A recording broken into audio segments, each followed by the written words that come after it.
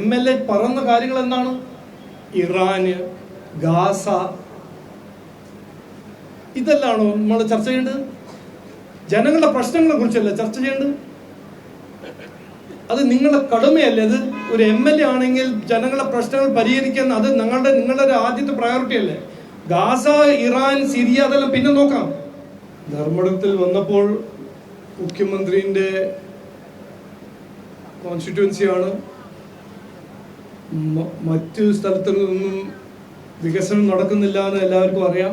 പക്ഷെ ഇവിടെ മുഖ്യമന്ത്രി 10 കൊല്ലമായ ഒരു MLA, അദ്ദേഹം എന്തെങ്കിലും ചെയ്തിട്ടുണ്ടാവും എന്നൊരു പ്രതീക്ഷ കൊണ്ടാണ് ഞാൻ ഇവിടെ എത്തിയത്. പക്ഷേ ഞാൻ ഇന്ന് കണ്ടതും കേട്ടതും ജനങ്ങളുടെ പ്രശ്നങ്ങൾ മനസ്സിലാക്കുന്നതും ഇതെല്ലാം കേൾക്കുമ്പോൾ സങ്കടമുണ്ട്, സന്തോഷമല്ല. സങ്കടത്തിന്റെ കാരണം എന്ന് പറഞ്ഞാൽ 10 കൊല്ലം മുമ്പ് എല്ലാം ശരിയാവും എന്നൊരു വാഗ്ദാനം കൊടുത്ത് വോട്ട് നേടി ഒരു MLA അല്ല, 95 MLA-മാരാണ് ഈ അസംബ്ലിയിൽ ഇരിക്കുന്നത്. 10 കൊല്ലം കഴിഞ്ഞിട്ട് നാടിന്റെ സ്ഥിതി എന്താണെന്ന് എല്ലാവർക്കും അറിയാം. ഏറ്റവും കൂടുതൽ തൊഴിലില്ലായ്മ, ഏറ്റവും കൂടുതൽ വിലക്കയറ്റം. ഇതെല്ലാം ചെയ്യുമ്പോൾ, ഇതെല്ലാം നടന്നു കഴിഞ്ഞ് 10 കൊല്ലം കഴിഞ്ഞിട്ട് ഇലക്ഷന്റെ മുമ്പ് വിവാദങ്ങൾ മാത്രമേ ഇന്ന് ഇവിടെ മുമ്പോട്ട് വയ്ക്കാൻ ഈ രണ്ട് പാർട്ടിയും, കോൺഗ്രസും CPM-ഉം കഴിയില്ല.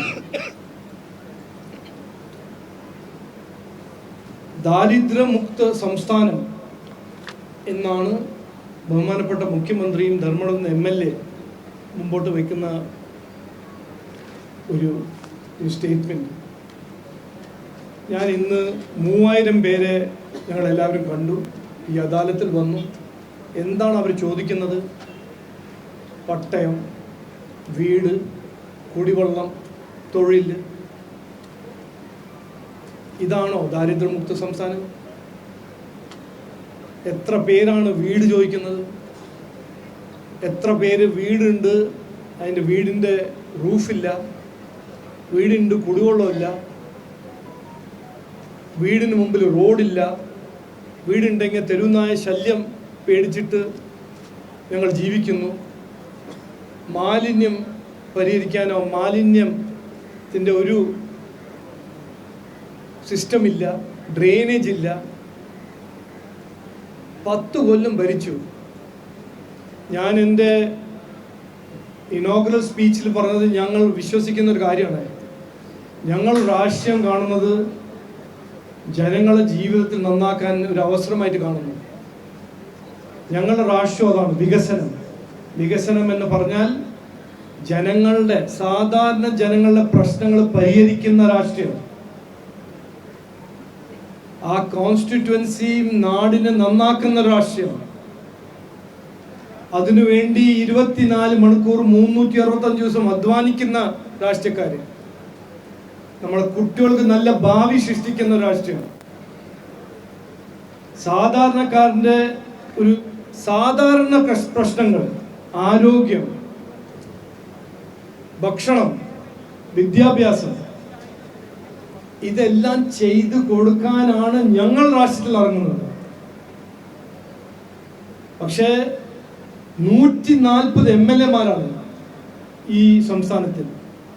ഏറ്റവും വലിയ MLA ആണ് ഇവിടെ, മുഖ്യമന്ത്രിയായ MLA. 10 കൊല്ലം ഭരിച്ചു, വാഗ്ദാനം കൊടുത്ത് വോട്ട് നേടി. പക്ഷെ ഇന്നും ഒന്നും ചെയ്തിട്ടില്ല, ഒന്നും നടന്നിട്ടില്ല. എന്നിട്ട് ഇലക്ഷന്റെ 30 ദിവസം മുമ്പേ എന്താണ് ചർച്ച? MLA പറഞ്ഞ കാര്യങ്ങൾ എന്താണ്? ഇറാന്, ഗാസ, ഇതെല്ലാണോ നമ്മൾ ചർച്ച ചെയ്യേണ്ടത്? ജനങ്ങളുടെ പ്രശ്നങ്ങളെ കുറിച്ചല്ല ചർച്ച ചെയ്യേണ്ടത്. അത് നിങ്ങളുടെ കടമയല്ലേ? അത് ഒരു MLA ആണെങ്കിൽ ജനങ്ങളുടെ പ്രശ്നങ്ങൾ പരിഹരിക്കാൻ അത് നിങ്ങളുടെ ആദ്യത്തെ പ്രയോറിറ്റി അല്ലേ? ഗാസ, ഇറാൻ, സിറിയ അതെല്ലാം പിന്നെ നോക്കാം. അപ്പോൾ ഞാൻ ഇവിടെ വന്ന് എനിക്ക് വളരെ സങ്കടമുണ്ട്. പക്ഷെ ഞാൻ ഇന്ന് പറയാൻ ആഗ്രഹിക്കുന്നത്, ഇവിടെ ഞങ്ങൾ എല്ലാം നോട്ട് ചെയ്തിട്ടുണ്ട്. 3000 ചില്ലറ പരാതികൾ BJP ഈ അദാലത്ത് വഴി ഞങ്ങൾ കിട്ടിയിട്ടുണ്ട്. ഞങ്ങളിത് ആത്മാർത്ഥമായ സത്യസന്ധയോടെ ഞങ്ങൾ പരിഗണിക്കും എന്ന് ഞാൻ ഇന്ന് ഉറപ്പു തരുന്നു. ഇത് ഞങ്ങൾ ആദ്യമായി ചെയ്യുന്ന കാര്യമല്ല. ഓഗസ്റ്റ് 2025 BJP 30 ജില്ലാ ഓഫീസസിൽ ഹെൽപ്പ് ഡെസ്ക് തുടങ്ങി. ഞങ്ങൾ ഹെൽപ്പ് ഡെസ്ക് തുടങ്ങി. വോട്ടിന് വേണ്ടിയിട്ടാണോ? അല്ല. അതുകൊണ്ട് വോട്ട് കിട്ടുമോ? കിട്ടിയാൽ കിട്ടി, കിട്ടിയില്ലെങ്കിൽ കിട്ടിയില്ല. ആ ഹെൽപ്പ് ഡെസ്ക് വഴി കഴിഞ്ഞ 8 മാസം 1 ലക്ഷത്തിൽ കൂടുതൽ മലയാളികളുടെ പ്രശ്നങ്ങൾ ഞങ്ങൾ പരിഹരിച്ച പാർട്ടിയാണ് ഈ BJP NDA. അത് പറയാൻ കരുത്തുണ്ട്, ധൈര്യമുണ്ട്, പറയാൻ ഞങ്ങൾക്ക് കോൺഫിഡൻസ് ഉണ്ട്. അതുപോലെ CPM കഴിയോ, കോൺഗ്രസിന് കഴിയോ?